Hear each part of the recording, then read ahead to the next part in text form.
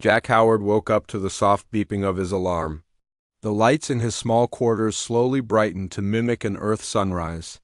He rubbed his eyes and looked out his window at the endless stars beyond the transparent hull of Nexus Station. Even after 3 years as a human diplomat on the massive space station, the view still took his breath away. "Good morning, Diplomat Howard," said the pleasant voice of his AI assistant. "Today is the beginning of the Centennial Rankings. The Grand Assembly starts in 4 hours. You have received a formal invitation." Jack groaned and sat up in bed. The rankings, of course. Every 100 years, the Galactic Council held their power assessment ceremony where they ranked all known species from most to least powerful. Humans had only joined the interstellar community 50 years ago when they finally developed faster-than-light travel. They were newcomers in a political system that had existed for over 10,000 years. "What's our current ranking again?" Jack asked, though he already knew the answer. "Earth is currently ranked 479 out of 493 recognized species," the AI replied. Jack nodded and walked to his small kitchen area to make coffee. Real coffee was one of the few Earth products that had gained any popularity among the alien species. At least they had that going for them. As he sipped his coffee, Jack reviewed the notes on his tablet. The rankings were determined by 4 main factors: military strength, technological advancement, resource control, and potential threat level. Humans scored poorly in all categories except the last one, where they scored negligible. The Vorax, a species of highly intelligent insect-like warriors, had held the top spot for over 1,200 years. They controlled vast military forces that spanned dozens of star systems. The Eldar Consortium, a collective of telepathic humanoids, always came in second with their unmatched technological capabilities. The Draconis Imperium, massive reptilian beings who controlled the galaxy's richest mining worlds, always secured third place. Earth, with its single inhabited planet and handful of small colonies in the Sol system, was barely worth mentioning. Jack showered and put on his navy blue diplomatic uniform with its silver Earth emblem on the chest. His job was simple: sit quietly, look respectful, and try not to remind anyone that humans existed. The Council tolerated Earth's presence, but few species took humans seriously. As Jack left his quarters and walked through the bustling corridors of Nexus Station, he passed representatives from dozens of species. Some were humanoid, others completely alien in form. A group of Vorax officers clicked their mandibles as he passed. One of them made a buzzing sound that Jack's translator didn't catch, but the others laughed. Jack kept his face neutral. Diplomacy meant swallowing your pride sometimes. When he reached the Earth Embassy, a small office compared to the grand halls of the older species, he found Dr. Olivia Martinez waiting for him. The xenopsychologist had short dark hair and a serious expression. She was Earth's leading expert on alien psychology and social structures. "Morning, Olivia," Jack said. "Ready for another exciting day of being reminded how unimportant we are?" Olivia didn't smile. "I've been working on something. A different kind of assessment." She handed him a datapad. Jack looked down at complex charts and figures. "What am I looking at?" "I've been studying all known species for patterns," she explained. "Not just military strength or technology, but adaptation rates, psychological resilience, creative problem-solving, and social cohesion under pressure." Jack scrolled through the data, and humans rank first in almost every category. Olivia's eyes were bright with excitement. "We adapt faster, solve problems more creatively, and work together better. Under pressure than any other known species." Jack frowned. "The Council doesn't care about those things." "That's my point," Olivia said. "They're measuring all the wrong things. The rankings don't measure what makes a species truly powerful in the long run." Jack handed the pad back too. Interesting theory, but it won't change our standing today." "It might matter more than you think," Olivia replied.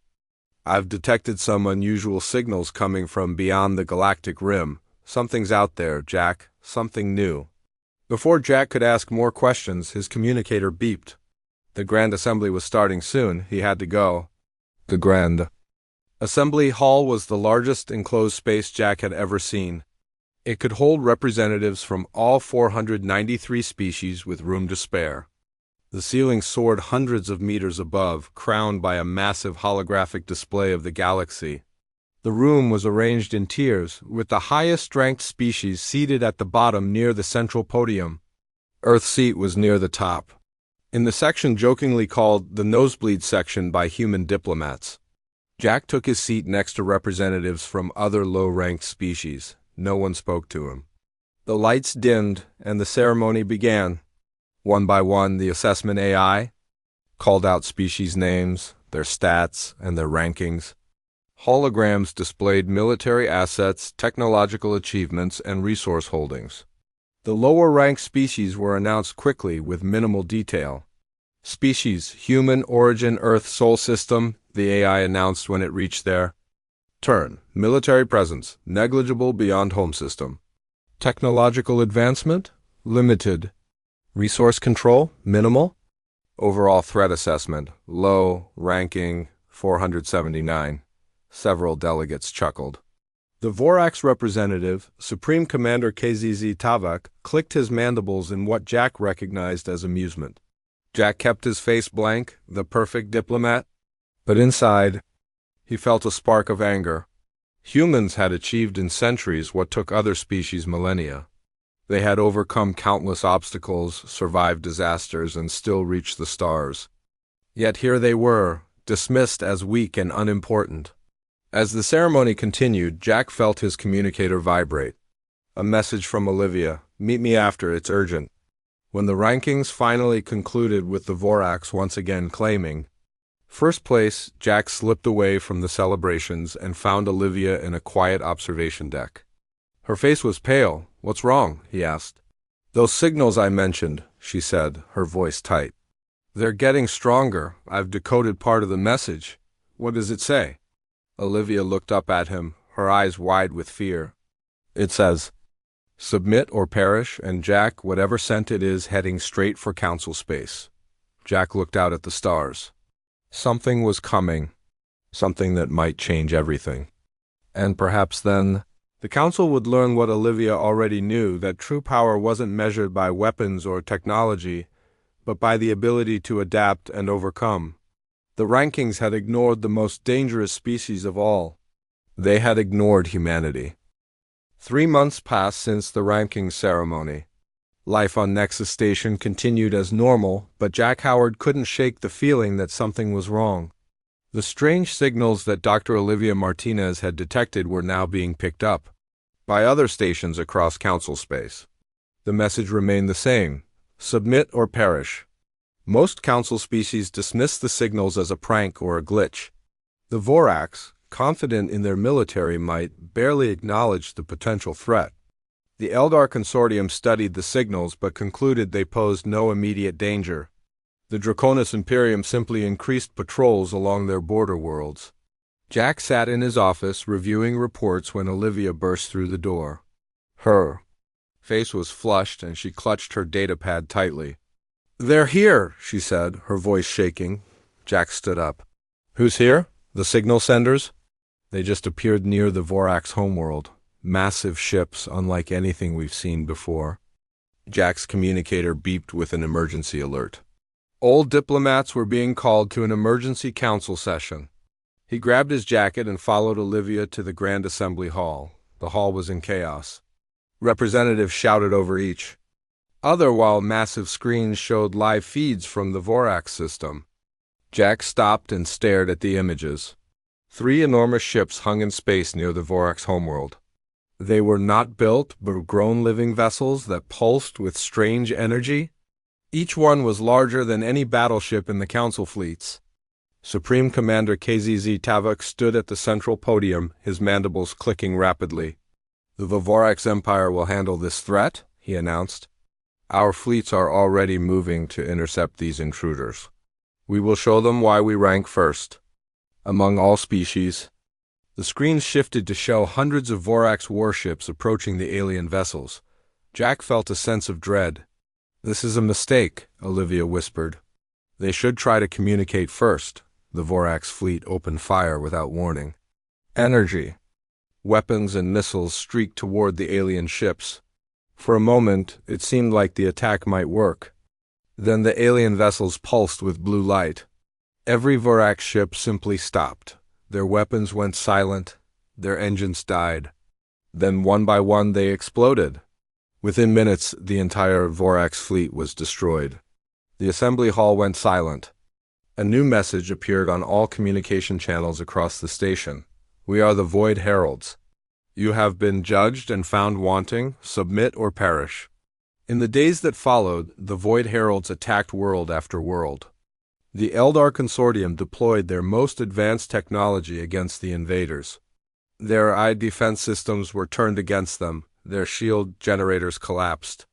Their worlds fell one by one. The Draconis Imperium offered resources as tribute, hoping to appease the Heralds. Their worlds were stripped bare anyway, their populations enslaved or worse.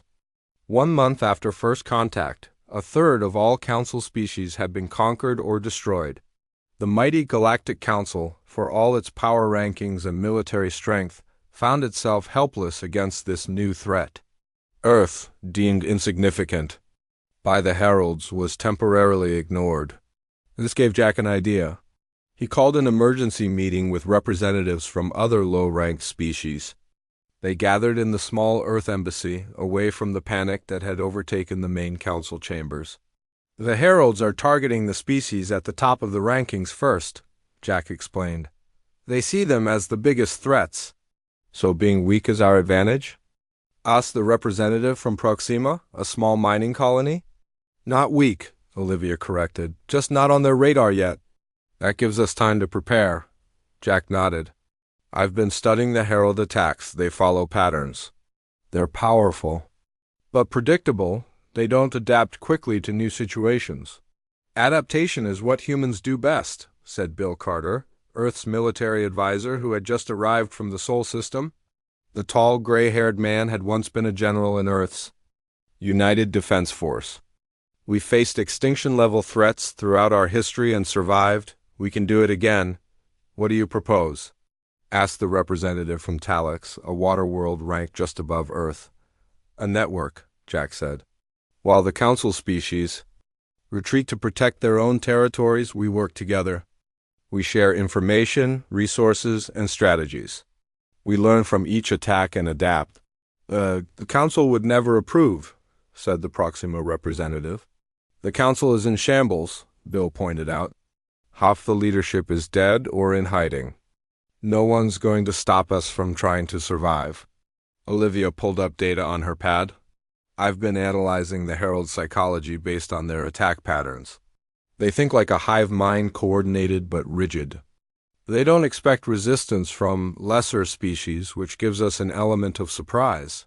Jack looked around the room. We don't need to be the strongest.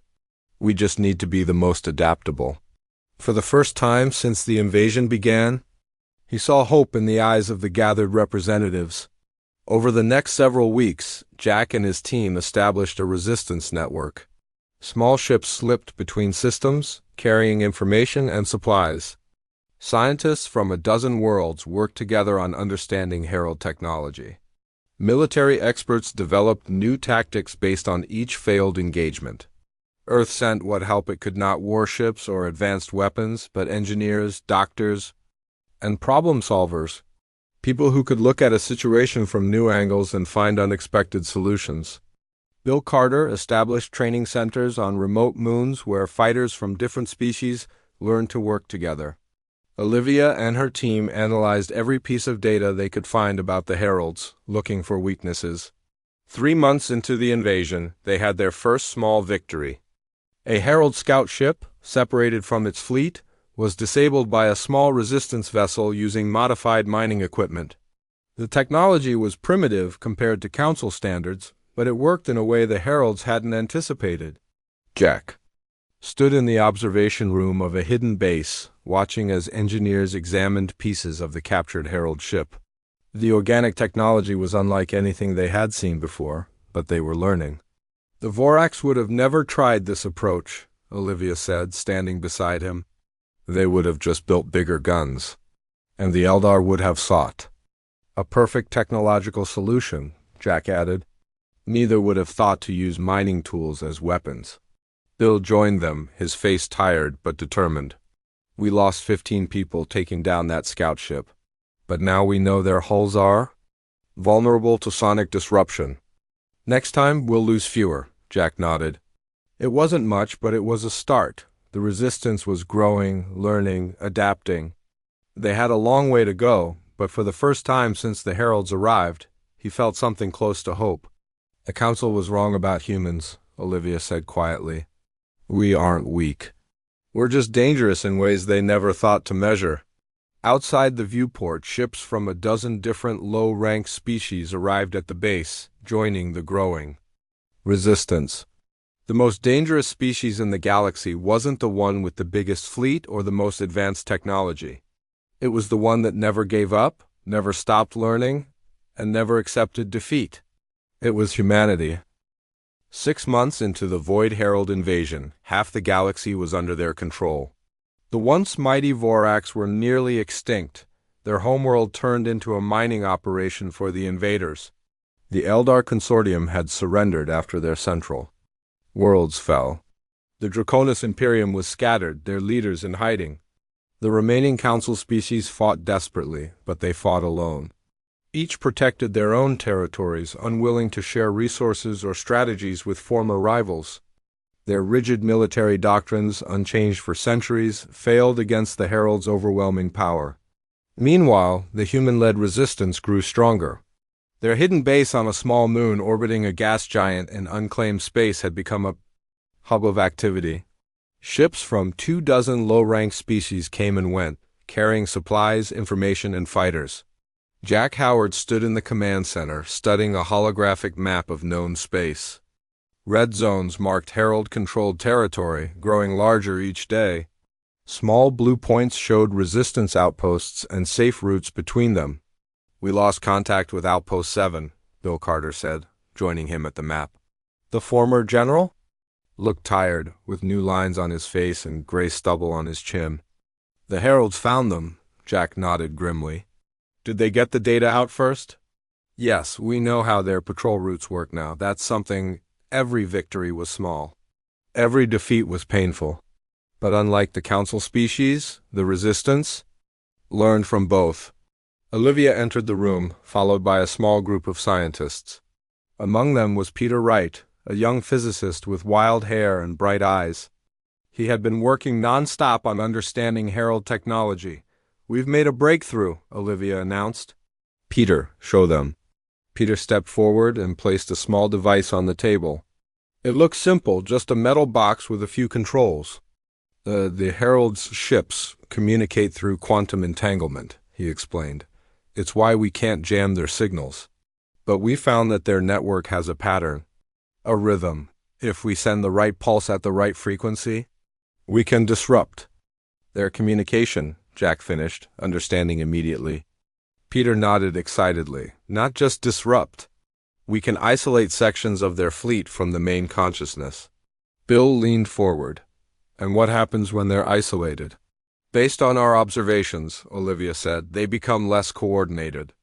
More prone to mistakes. The Heralds operate as a hive mind. Isolation confuses them. For the first time in months, Jack felt a surge of real hope. How soon can we test this? We already have, Peter replied with a grin. Small scale, on a captured drone. It worked. The Resistance had one advantage the Council species lacked. They weren't afraid to try new things. Where the Vorax would have demanded perfect weapons, the Resistance used what they had and improved through trial and error. Where the Eldar would have sought flawless plans, the Resistance adapted on the fly. 2 weeks later, they were ready for their first major operation. Intelligence gathered from multiple outposts indicated a Herald supply fleet would pass through the Proxima system. It was the perfect opportunity to test their new disruption device on a larger scale. Jack insisted on joining the mission. As a diplomat, he had no combat training, but he knew the Resistance needed leaders who would fight alongside their people. Their attack force consisted of 30 small ships from 7 different species. Each had been modified with whatever weapons and shields the resistance could cobble together. They looked nothing like a proper military fleet, more like a collection of mining vessels, transport ships, and patrol boats. But appearances were deceiving. They waited in the shadow of a small moon as the herald ships approached. 5 large, organic vessels, pulsing with blue energy, moved in perfect formation. "Remember," Jack said over the comm, "we don't need to destroy them all. We just need to isolate the lead ship and capture it. The data inside could be worth more than a dozen victories." Bill, commanding from the base, added, "Stick to the plan. Use the disruptors first, then hit them with everything we've got." The resistance ships moved into position. Peter's disruption devices activated simultaneously, sending precisely calibrated energy pulses toward the Herald fleet. For a moment, nothing happened. Then, the lead Herald ship faltered. Its blue glow flickered. It drifted out of formation. "It's working!" Peter shouted from his station. "The lead ship is cut off from the hive mind." The resistance ships attacked immediately. They focused all fire on the isolated Herald vessel while avoiding the others. The remaining Herald ships moved to protect their leader, but their movements were sluggish, uncoordinated. The battle was chaotic. 2 resistance ships were destroyed in the first exchange. 4 more were damaged, but they pressed the attack, using the moon's gravity to slingshot around and hit the heralds from multiple angles. Jack's ship rocked as enemy fire grazed their shields. Warning lights flashed in the cockpit, but he held course. They had one chance at this. "All ships, target the lead vessel's propulsion system," Bill ordered. "We need it intact but immobile." The resistance fighters followed his commands perfectly. Precision strikes disabled the Herald ship's ability to move without destroying it. As the vessel drifted, specially equipped boarding teams moved in. What followed was a desperate, close-quarters fight inside the organic corridors of the Herald ship. The boarding teams, a mix of species working in perfect coordination, secured the vessel section by section. Jack led one of the teams, armed with a standard-issue energy pistol. He had never seen the inside of a Herald ship before. The walls pulsed like they were alive. Strange lights flowed through vein-like tubes in the ceiling. "Central chamber ahead," reported Susan Lee, a human security specialist who moved ahead of Jack. "That's where the control node should be." They fought their way to the chamber, a large room dominated by a glowing crystal structure. This was the brain of the ship, containing vital data about Herald operations, weaknesses, and plans. "Plant the extraction devices," Jack ordered. "We have 5 minutes before the other ships break through our defenses." As the team worked to download data from the crystal, the ship shuddered. The remaining Herald vessels were attempting to recapture their lost comrade. "All teams, fall back to extraction points," Bill commanded over the comm. "We've got what we came for." The retreat was as chaotic as the attack. Several team members didn't make it back to the ships. The resistance fleet, now reduced to 23 vessels, disengaged and scattered along pre-planned escape routes. Hours later, at the resistance base, the survivors gathered to assess what they had accomplished. 17 people had died. 8 ships had been lost, but the data they recovered was priceless. "They have a central command structure," Olivia explained as she reviewed the information. "A main consciousness that controls all others.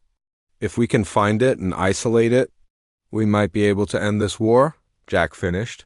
For the first time since the invasion began, the resistance had a real strategy, not just for survival, but for victory.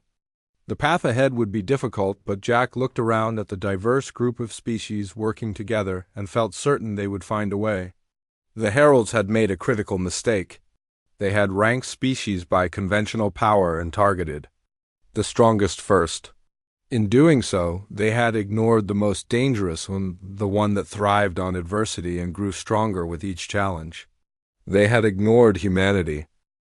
9 months into the Void Herald invasion, the resistance had grown from a small group of survivors into a real fighting force. What they lacked in numbers and advanced technology, they made up for with creativity and determination. The data captured from the Herald ship revealed crucial information. The heralds operated through a central command consciousness located on their largest vessel, a massive, organic ship called the Nexus Mind. This vessel stayed hidden in deep space, coordinating the invasion through quantum links with all other herald ships. Jack Howard stood before the Resistance Leadership Council in their hidden base. Representatives from 32 species had gathered to hear his plan. Once dismissed as weak and unimportant, these lesser species were now the galaxy's last hope. "We can't match the heralds in direct combat," Jack explained, pointing to a holographic display of enemy territory. "But we don't need to. The Nexus Mind is their weakness." Bill Carter stepped forward. The old general had become the Resistance's military leader, respected by fighters of all species. "Our intelligence suggests the Nexus Mind will be vulnerable when it moves to this location." He highlighted a point in deep space. "It's gathering energy from a dying star. That's our window." Olivia added, "The heralds are not used to being hunted. They've always been the predators. Their arrogance is another weakness we can exploit." Jack looked around the room. "This will be our biggest operation yet. We'll need every ship, every fighter, every resource we can gather." The plan was risky. Peter Wright and his team had developed larger versions of their quantum disruptors devices that could cut off herald ships from their hive mind. But to use them effectively, they would need to get close to the Nexus Mind itself. "We'll need a distraction," Bill said. "Something big enough to draw attention away from our main strike force." That's when Lucy Rivera, a young human pilot who had proved herself in several dangerous missions, spoke up. "The Vorax shipyards in the Centauri system. The heralds are using them to build new vessels. If we hit them there, they'll have to respond." The council agreed. The operation would have two parts: a large attack on the Centauri shipyards to draw away herald forces, and a smaller strike team to approach the Nexus Mind and deploy the quantum disruptors. The next 2 weeks were filled with frantic preparation. Every available ship was fitted with whatever weapons could be salvaged or built. Fighters trained day and night. Scientists worked around the clock to improve the disruptors. Jack insisted on leading the strike team himself. Despite protests from others who thought he was too valuable to risk, he wouldn't be swayed. "I'm not asking anyone to take risks I won't take myself," he told Bill during a private moment. "That's not how humans lead." The night before the operation, Jack couldn't sleep. He walked through the quiet corridors of the base, nodding to others who were also too anxious to rest. He found Olivia in the research lab, still working. "You should get some sleep," he said. She looked up from her datapad. "So should you. Big day tomorrow. Do you think we can really do this?" Jack asked. "And the invasion?" Olivia set down her pad. "I've studied every species in the galaxy. I've analyzed their strengths and weaknesses, their histories and cultures, and I've never seen anything like what we've built here." She gestured around them. "The heralds think in absolute strong or weak, useful or useless. They can't understand what we've created. Different species working together, each contributing their unique abilities. It's something new in the galaxy," Jack nodded. "Let's hope it's enough." The next day, the Resistance fleet gathered one last time before splitting into the two attack groups. Nearly 200 ships of all sizes and designs, a strange, mismatched armada that would have made the Council military commanders laugh just a year ago. Lucy led the larger group toward the Centauri system. Her fleet would hit the shipyards hard, then scatter into small groups to lead herald pursuers on a complex chase through nearby systems. Jack, Bill, and Olivia joined the Strike Team 20 specially modified ships equipped with the quantum disruptors. They took a longer route to avoid detection, using old smuggling paths and unmapped wormholes. When they reached the dying star, they found the Nexus Mind. It was enormously 10 times larger than any ship Jack had ever seen. The organic vessel pulsed with blue-green light as it absorbed energy from the dying star. "All ships maintain stealth approach," Bill ordered over the secure channel. "We'll only get one shot at this." Meanwhile, Lucy's attack on the shipyards had begun. Reports coming in confirmed that herald ships were leaving their positions to respond to the threat. The distraction was working. the strike team moved closer to the Nexus Mind, using the star's radiation to mask their approach. They were nearly in position when disaster struck. One of their ships experienced a power surge that revealed their location. "We've been spotted," Peter reported from his station. "Herald defensive systems are activating." Blue energy beams lashed out from the Nexus Mind, destroying 2 resistance ships instantly. The remaining vessels scattered, trying to avoid the deadly fire. "We need to get closer," Jack shouted. "The disruptors won't work at this range." Bill made a quick decision. "Charlie Team, draw their fire. Alpha Team, make your approach from the shadow side. We'll give you the opening you need." Several ships broke away, deliberately making themselves targets to protect the others. Jack watched in horror as they were hit one by one. Good people, sacrificing themselves for the mission. "We're in range," Olivia reported from the sensor station. "Activating disruptors now."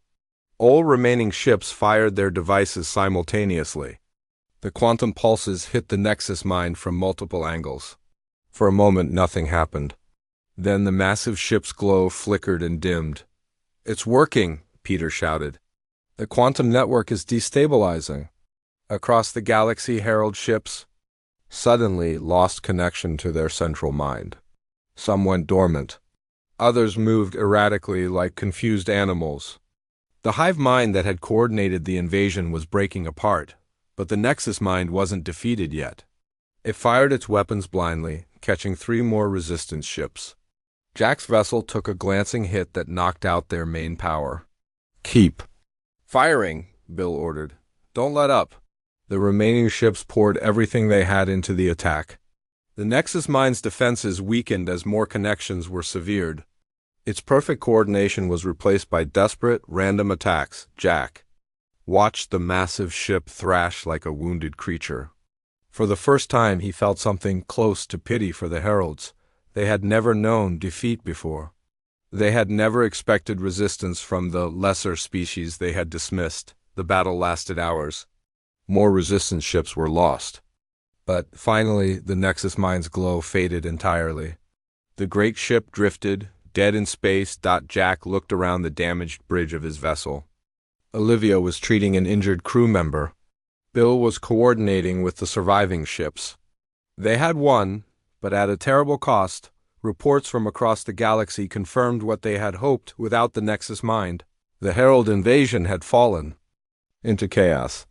The threat wasn't over, but for the first time, victory seemed possible. The most dangerous species in the galaxy wasn't the one with the biggest fleet or the most advanced technology. It was the one that united others, that adapted to impossible odds, that never gave up hope. It was humanity. 1 year after the Void Heralds first appeared, the galaxy was forever changed. The defeat of the Nexus Mind had not ended the war completely, but it had turned the tide. Without their central consciousness, the remaining Herald ships fought as individuals rather than parts of a perfect whole. Some fled back beyond the galactic rim. Others continued to fight, but without coordination or purpose. The Resistance, once a small band of survivors, had become an alliance that spanned hundreds of worlds. Species that had never worked together before now fought side by side, shared resources, and rebuilt what had been destroyed. Jack Howard stood at the viewport of a transport ship approaching the rebuilt Nexus station.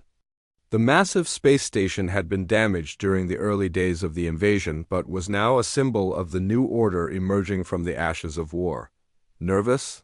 Olivia asked, joining him at the window. Jack smiled. "A little. I never thought I'd see this day." Today was the first meeting of the new Galactic Assembly. Representatives from all surviving species had been invited, not just the formerly powerful, but all who had fought against the Heralds. The old council was gone, along with its power rankings and rigid hierarchy. Bill Carter approached them, wearing a formal uniform with the new Alliance insignia, a simple design showing diverse stars united in a spiral pattern. "Our ships are picking up the last Herald stragglers in the outer systems," he reported. "Without the hive mind, they're confused, easy to isolate and capture. Peter thinks we might be able to communicate with them eventually, maybe even find a peaceful solution." Jack nodded. That would be the best outcome. Despite everything, humans didn't seek the extinction of their enemies, just the end of the threat they posed.